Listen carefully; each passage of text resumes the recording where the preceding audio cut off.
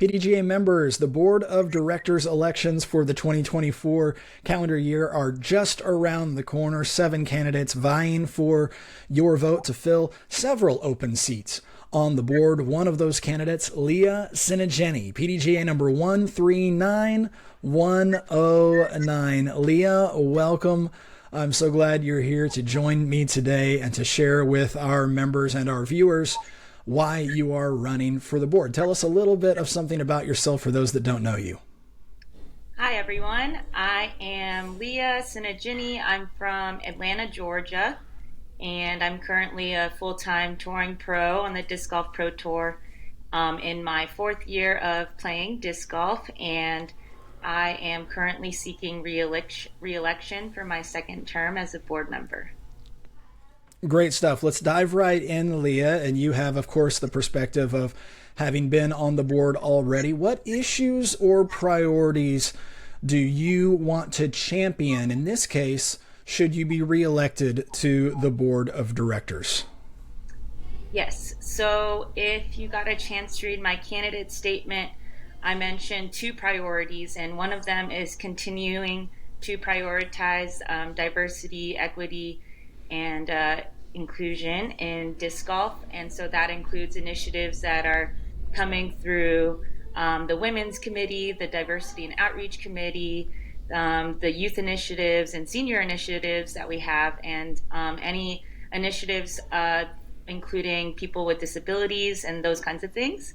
And I also really want to continue increasing awareness about disc golf through the local levels of the sport, and making better internal processes and systems for us when we're going out to the local level leagues and any sort of lower level tournaments like C tiers, anywhere where we might meet a first time disc golfer. I really want to improve the experiences of those players so that we can bring in more members into the PDGA. Okay, Leah, and why are you the person for the job? In other words, you've just named some very specific things that you want to spearhead, and in that way, you bring a unique, as everyone does, collection of skills, of life experiences, of work experiences, education, all of that. Can you tell us a little bit about that part of your background that makes you right for accomplishing some of the things that you just mentioned? Yes, so before I even got into disc golf, I already was very involved in ultimate frisbee, and so previously I worked as a volunteer regional coordinator for the Southeast College region, where I was helping organize the tournaments, and I was the TD for these tournaments at the college regionals and sectionals. So I kind of already understand the underpinnings of running events. I've run 2 sanctioned events myself as a touring pro, and some unsanctioned events, including one that was specifically for people of color to come play in. And so that event, we had about, I think, 40 plus people, and a lot of them were first time disc golfers. And so getting to travel around the country as a touring pro is another reason why I feel in tune with what disc golfers at these stops that we're making on the pro tour. I kind of get to have an ear into what players want, and what our members are asking for when they're playing at these smaller events, and that's where the bulk of our membership is. So I think that just getting to tour around, and just my previous experience as an event organizer.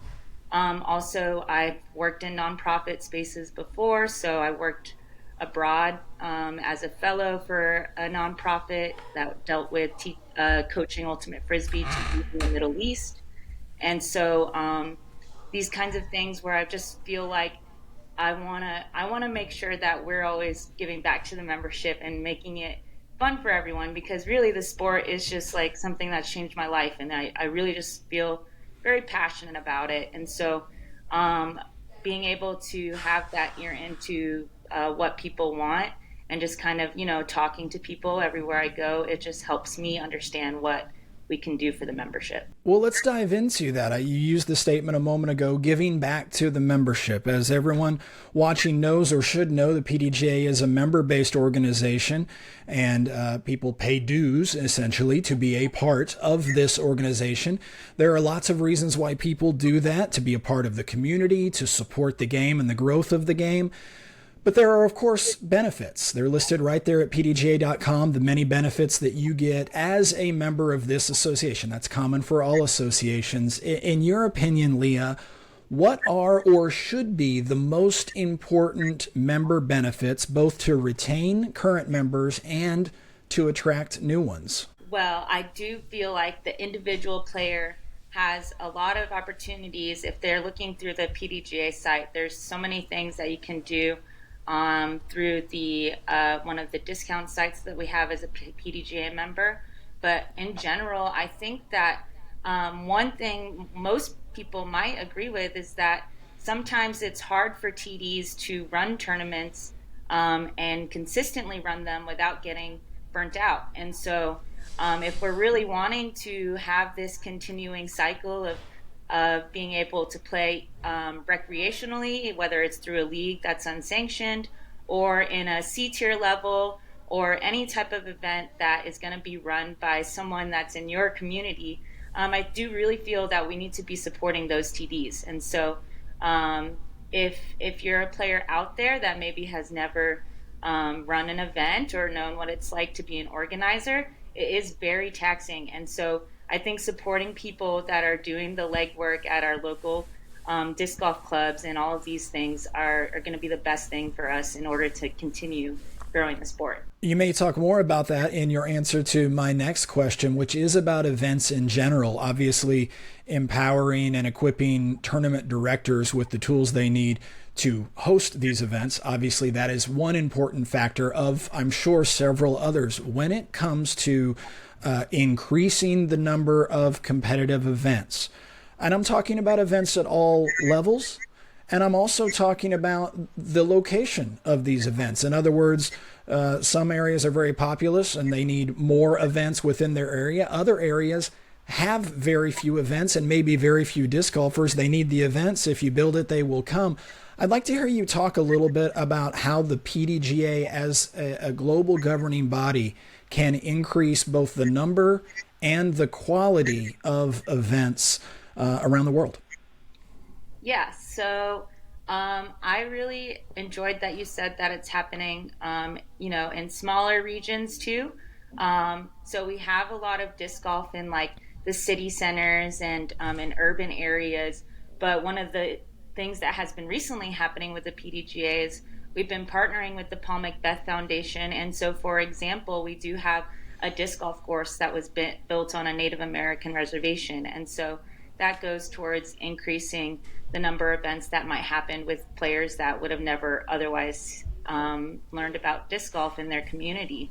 So I think that if we continue these projects that are happening in more rural areas where they might not have necessarily found it, we do have disc golf in rural areas already, but there's just so much more opportunity for continued growth in those rural areas. And I do think that the quality of events can be improved if we have some stuff hopefully coming down the pipeline in the PDGA that the staff is working really hard on in order to make the TDs have these events run with an updated like tournament manager. And so if we have this updated tournament manager where events are just able to be put together with less effort, then it's more likely that we get new TDs coming into the fold where we can have the new TD training that materials that we have. We're going to be able to have these higher quality events that lead to more events. And so I'm hoping that we can continue growing the number of people that want to organize events, because it is fun. It's a lot of work, but it's fun. There's so many people out there that might be considering it. And some of these internal processes and systems that we're adding on might just be the edge that we need to get more people that want to run stuff. And when it comes to running these events, a demographic that we often talk about, but sometimes don't necessarily get super specific about, is youth in general, school-aged children, ranging from the very young all the way through, say, pre-college age. What can you tell me about ideas, initiatives, perhaps things already in motion that you want to see continued or strengthened, or perhaps things that are not in motion that you want to set in motion should you be a board of directors member in the future? What can we do to further develop youth and education for the game of disc golf? I love that question because I've worked with youth like for pretty much ever since I was just out of high school. So I love working at the youth level. I believe that we have these partnerships that we can leverage with the PDGA. So as the PDGA, we can't do everything. We're still a nonprofit with about 30 plus staff members. So we have these partnerships, for example, with UPlay and Edge and or other nonprofits and groups that are working at the youth level that specifically target those. So if we want to grow at the youth level, then we should be continuing those partnerships and then figuring out maybe a certain curriculum that Edge might already have, or things that would be able to scale for the way that we want to train our TDs. So maybe if there's a local volunteer that wants to start a disc golf team at their middle school, for example, that would be something that we could do as the PDGA to create those materials and the resources that some sort of local volunteer might need. And so when it comes to getting youth in and playing at PDGA events, then we want to make it more accessible to them. So continuing to find ways to maybe get youth at events that they never dreamed they would be able to go to. So Junior Worlds, for example, if we could get a kid that has never even been able to consider it, whether it's through finances or where they're from, So I think that if we can get kids from a wider base, like we're saying, just getting more diverse youth in and just people from different geographic regions, that kind of thing would be really exciting for us. I would love to see kids throwing discs at any city and any stop we go to. So that just excites me, that question. Great. Well, let's now get to sort of a hard-hitting question. This is a chance that you can take a little bit of time here, because I want you to feel free to be both critical, but also to be constructive about it. This is the part where I ask you, where is the PDGA falling short? Where is the PDGA in a situation where you feel like something is being overlooked or underserved, that it needs something of a boost? Maybe there's a blind spot that you see that needs to be taken care of. Maybe even there's something you think the PDGA is doing and they're doing a good job of it, but you still feel like they need to do better, or there's room for growth. This is where I want you to feel free to go ahead and bring an issue or two up, but also what you intend to try to do about it. Yes. So I think that we have been doing a lot of great work. And one of the things in becoming a board member in my first term was that I just felt like I understood so much more about what the organization does as someone that was behind the scenes. Whereas before, even though I was newer, so I necessarily didn't know much anyways, but back in 2021. And so I do think that we have all these things that are going on in the background that our membership doesn't even know about yet. And so I think one of the things we can improve on is just getting out the word about what people's membership dollars are going towards. There's so much good work going on that just hasn't been, either put into articles or put onto social media. And so I would love to see us just getting the word out more about what we are doing currently, and then what we can do better. I do think that, having a membership that is such a low percentage women is just something that we should really be striving to get more women in the sport. And like I said, with other diverse groups, we can find ways to get more women or TD organizers and women that are wanting to play the sport recreationally before they even play their first PDGA event. These are the things that I would like to see. And just in general, I do feel like um, we've done a good job with it because we've created the Becky Zalek Award, which we've now given to Sarah Nicholson and Madison Tomeno, and they are champions in growing the sport in that respect. So just looking towards our leaders that are already in one of our lower represented groups, like women or people of color. And so I do love that we have things that are in place already, and it's more just about just getting it moving and making it happen. And just for me personally, like I do love that I'm the board liaison for the women's committee and the diversity and outreach committee. So I do feel like I'm plugged into what's going on there.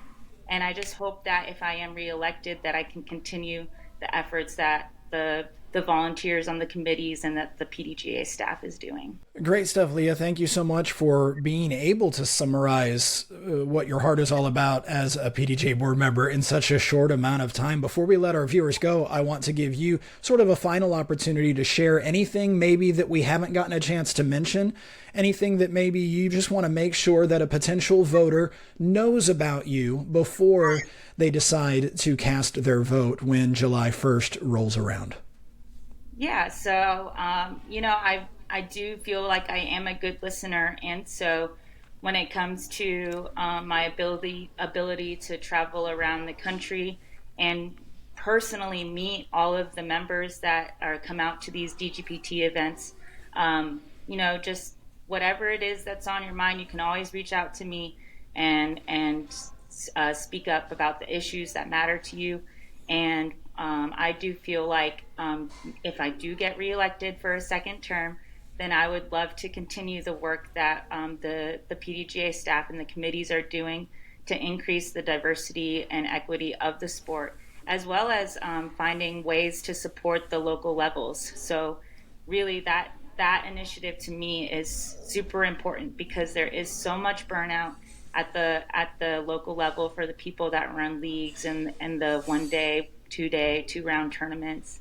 And so if we can increase the resources and the ease it is to run those events for them, then I feel like we're going to be doing something special. Her name is Leah Tsinajinnie. She's PDGA number 139109. She's running for your vote in the 2024 PDGA Board of Directors elections. Ballots go out on July 1st. Make sure your email address is updated with your PDGA membership account.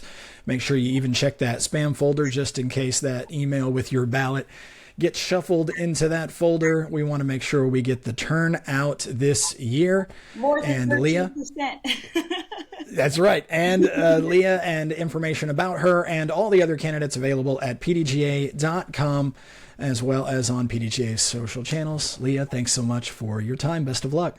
Thank you, Grant.